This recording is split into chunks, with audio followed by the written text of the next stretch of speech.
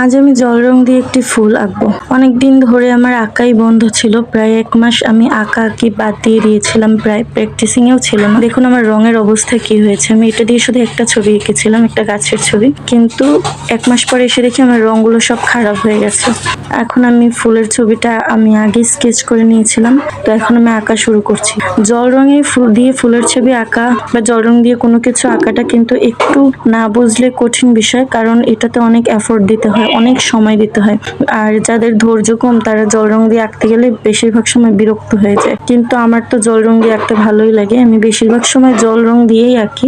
আমি কিন্তু প্রথমে গুলিয়ে ফেলছিলাম যে কোনগুলো ফুল কোনগুলো পাতা, তারপর আমি ফুল আর পাতা চিহ্নিত করার জন্য আগে সবগুলো হালকাভাবে সবগুলোতে কালার দিয়ে নিয়েছি, আর এখন আমি কিন্তু ডিটেলস দিচ্ছি। ভিডিওটা কিন্তু 3 মিনিটের, কিন্তু আমি কিন্তু 3 ঘন্টা সময় নিয়ে ভিডিওটা করেছি। জল রং দিয়ে আঁকতে হলে প্রথমে হালকা, তারপর গাঢ়, অনেক ডিটেলস দিতে হয়। যদিও আমি এখনো পুরোপুরি ভালোভাবে আঁকতে পারি না, কিন্তু যতটুকু পারি অতটুকুতেই আমার অনেক সময় লেগে যায় ছবি আঁকতে। যদিও এই ব্যাপারে কারণ আমি বিরক্ত হই না, কারণ আমি ছবি আঁকাটাকে অনেক এনজয় করি। যত সময় লাগুক আমার তাতে কোনো সমস্যা নেই, ছবি পারফেক্ট হওয়া চাই।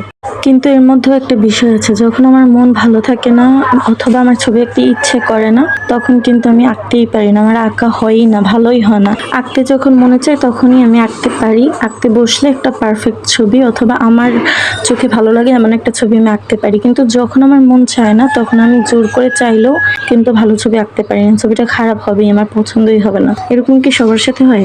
যাই হোক, আমি ধীরে ধীরে কিন্তু অনেকগুলো ডিটেলস দিয়ে দিলাম। এখন কিন্তু আরো ডিটেলিং বাকি আছে। দেখে কিন্তু মনে হচ্ছে যে ডিটেলস প্রায় দেওয়া শেষ, কিন্তু এর মধ্যেও অনেক বাকি আছে। আর আমি একটা ভুল করেছি লাস্টে, যার জন্য আমার ছবিটা খারাপ হয়ে গেছে, দেখতেই পারবা।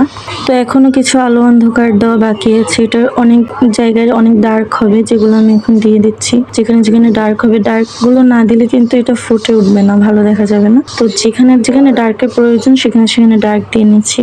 আর ছবি আঁকা মানেই তো অন্ধকার আর আলোর খেলা।